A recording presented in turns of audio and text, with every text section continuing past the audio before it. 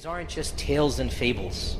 In my own personal life, I have experienced things that make me certain that the Quran is the book of Allah subhanahu wa ta'ala. I see the impact of the Quran with my own eyes. I see the world of the jinn that no one could have told me had it not been found in the Quran and in the Sunnah. This is a world that is ghaib to us, and we see it manifested in front of our eyes in a reality that should increase our own iman. So we are not here to have entertaining stories. This is a real threat and a danger, and it is a tangible harm. Just like a scorpion can harm you, a wild beast can harm you, these are demons, and they have the potential to harm you. It's not a joke. Do not take it as a joke. Do not go home and start, the teenagers here, dabbling in pseudo Harry Potter type of stuff. It's not a joke. Do not play Ouija boards, because Ouija boards is a portal into the world of the jinn. It's not a joke. You are literally opening the door for that entity, for those entities to come in. You're inviting them, come, I want you to come, I want you to come. And once they come, then you come running to the rest of us after the damage has been done.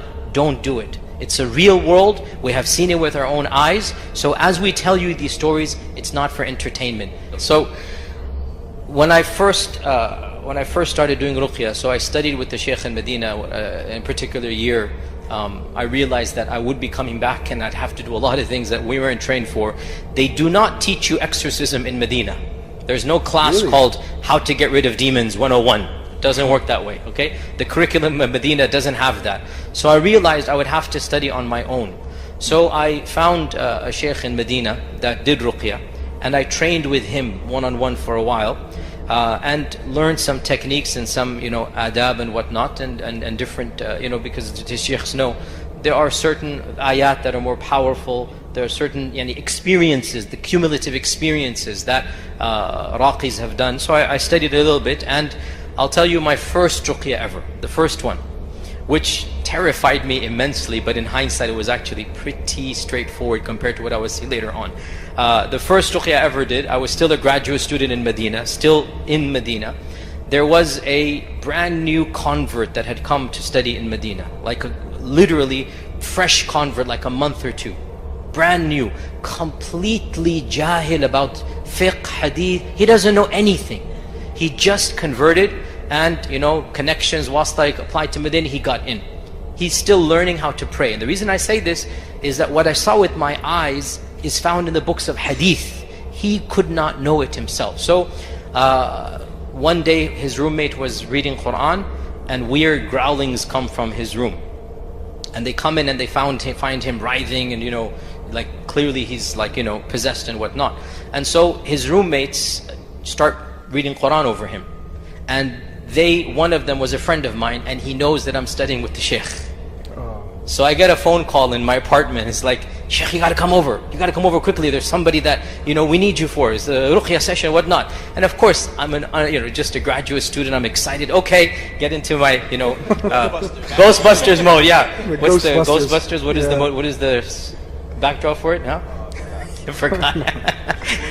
Who are you gonna call? That's it, yeah. Who are you gonna call? It's like YQ, okay. So he calls up YQ. It's like, come on, I need you here. We got somebody writing on the floor. Come, do ruqya. And I'm taking a class with the Shaykh. I'm like, yeah, I can handle this. Don't worry. I know, I've studied.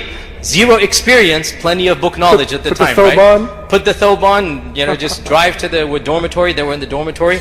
And so the brother's lying down, and I spent 2 hours the whole time there. So I remember many incidents happened there. Of the things is that when I first started reading Quran, subhanAllah, again with my own eyes, it's a very thin brother, just wearing a thobe, when I started reciting, I could see the jinn moving up and down his body. His body is rippling as if there's like an alien entity going up and down. And I would put my hand on his chest, and I'd see it like fluttering away. And I put my hand there, and it goes back up and goes here. And I put my hand here, and it goes. So I'm literally watching his body. You can't make your body ripple. You can't have just ripples coming up and down the body this way. And I'm seeing with my eyes. that rippling taking place, and I'm beginning to panic quite a lot in this regard, okay? Because, you know, you can, like, this is really bizarre. We spent the whole afternoon there, so one of the brothers, mashallah, he gifted us some lunch, you know, because we're there, he went to get some lunch, so we're all sitting down to eat lunch, and the brother's, you know, sitting in the corner, you know, he's just sitting by himself. And we're all eating, we say, Akhi, join, like the brother, not the jinn, brother, join. And he's like, it's okay, I'm not hungry, okay? So we're eating, and one of our brothers drops accidentally, you know, it's like everybody eats from a common plate.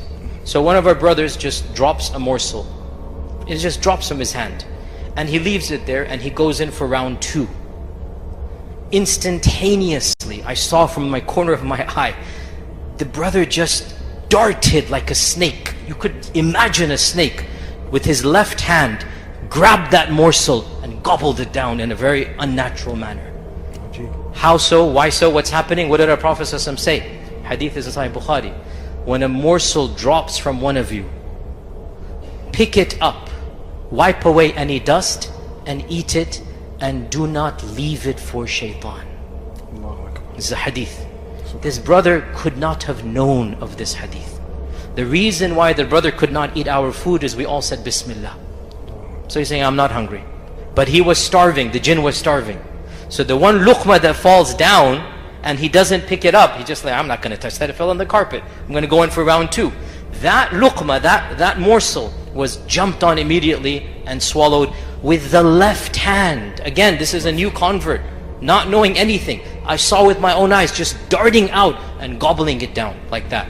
And this is reinforcing our iman that the Prophet is speaking the truth. That we are, alhamdulillah, people of the correct faith.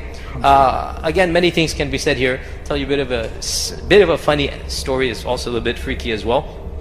This kid is an 18-year-old kid, has no clue of any sheikh, any alim. Again, he's a brand new convert.